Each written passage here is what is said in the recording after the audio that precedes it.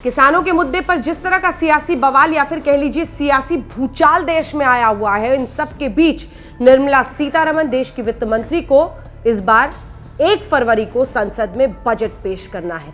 सोचिए कितना हंगामेदार रहेगा इस बार का बजट सेशन। तो आइए आपको बताते हैं कि विपक्ष कौन से मुद्दों पर सरकार को घेरेगा और सरकार किस तरह की रणनीति बना रही है इस बार के बजट सेशन को ठीक सुचारू रूप से चलाने के लिए। तो सबसे पहले तो आपको बता दें कि इस बार जो बजट सेशन है वो 2 हिस्सों में हो रहा है। एक उसका फेज होगा जो कि आप 1 फरवरी से 15 फरवरी तक देखेंगे और फिर उसका दूसरा हिस्सा 8 मार्च से 8 अप्रैल तक होगा। लेकिन 1 फरवरी को बजट पेश होने से पहले सरकार आर्थिक सर्वेक्षण पेश करेगी संसद में। लेकिन इन सब के बीच शुरुआत इस बार भी राष्ट्रपति के संबोधन के साथ होगी और उसी दिन आर्थिक सर्वेक्षण भी सरकार पेश कर देगी। बवाल की शुरुआत वहीं से हो सकती है। आपको ये भी बता दें कि निर्मला सीतारमण जब बजट पेश करेंगी तो कौन से वो मुद्दे हैं, क्योंकि देखिए बजट और किसानों का ये जो तीनों कृषि कानून का मुद्दा है, इसको लेकर जबरदस्त बवाल हो सकता है। कृषि बिल को लेकर विपक्ष सरकार को घेरेगा ऐसा तय मानिए, लेकिन इसके अलावा भी कई मुद्दे हैं जो इंतजार कर रहे हैं सरकार का। हालांकि प्रधानमंत्री बताया जा रहा है कि 30 जनवरी को एक बैठक भी कर सकते हैं तमाम विपक्षी पार्टियों के साथ, एनडीए के घटक दलों के साथ। रणनीति बनाने की कोशिश होगी कि कैसे सुचारू रूप से संसद चले।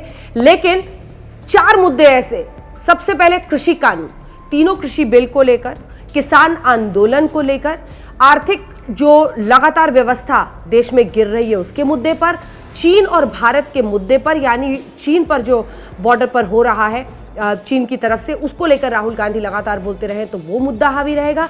और साथ ही हालिया में जो व्हाट्सएप चैट लीक हुए हैं उसको लेकर भी बवाल छिड़ सकता है। तो एक एक करके सबसे पहले बात कृषि कानूनों की।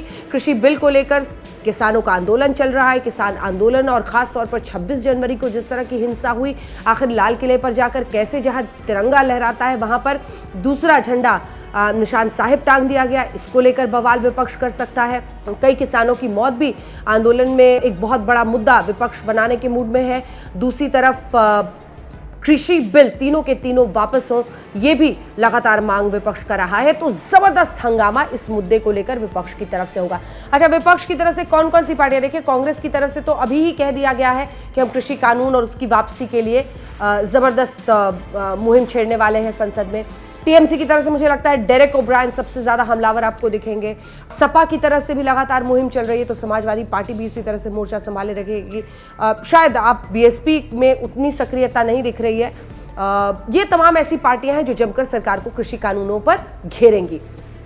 अब बात करते हैं चीन और भारत के बॉर्डर का मुद्दा, क्योंकि देखिए राहुल गांधी लगातार इस मुद्दे को उठाते रहे हैं। कृषि कानून के साथ साथ उन्होंने हाल में भी जब अपनी बात कही थी तो उन्होंने कहा था कि चीन जिस तरह से हावी हो रहा है सरहद पर, उसको लेकर भारत सरकार कमजोर नजर आ रही है और इस मुद्दे पर एक बार फिर से सरकार को घेरने की तैयारी साफ दिखाई दे रही है।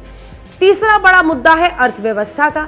अर्थव्यवस्था में जो गिरावट लॉकडाउन के बाद से शुरू हुई है उसको लेकर सरकार कह रही है कि बहुत सारे पॉजिटिव संकेत आ रहे हैं, लेकिन विपक्ष घेरेगा। नौकरियों की कमी है, परेशानियां बहुत ज्यादा है और इन सब के बीच अर्थव्यवस्था को लेकर जो बड़ी चुनौतियां हैं, छोटे व्यापारियों को लेकर, नौकरी, बेरोजगारी, इन सब को लेकर विपक्ष सरकार पर बेहद हमलावर रहेगा। और आखिरी में जल्दी से बातचीत कर लेते हैं उस व्हाट्सएप चैट लीक की, जिसको लेकर सरकार को घेरता हुआ विपक्ष दिखेगा, क्योंकि एक मीडिया हाउस के एडिटर इन चीफ की चैट लीक हुई जिससे ऐसे संकेत मिले और इस तरह की बात सामने आई। विपक्ष ने आरोप लगाया कि जो बेहद सेंसिटिव और अति गोपनीय देश की जानकारी है सरहद को लेकर, क्या उस बारे में जानकारी उस पत्रकार को दी गई थी। व्हाट्सएप चैट लीक एक बहुत बड़ा मुद्दा बन सकता है। तो तूफान आएगा, एक तो किसानों के आंदोलन के साथ सरकार घिरी है और एक विपक्ष का वो तूफान जो जबरदस्त तरीके से हमलावर होने के मूड में है इस बार संसद के बजट सत्र।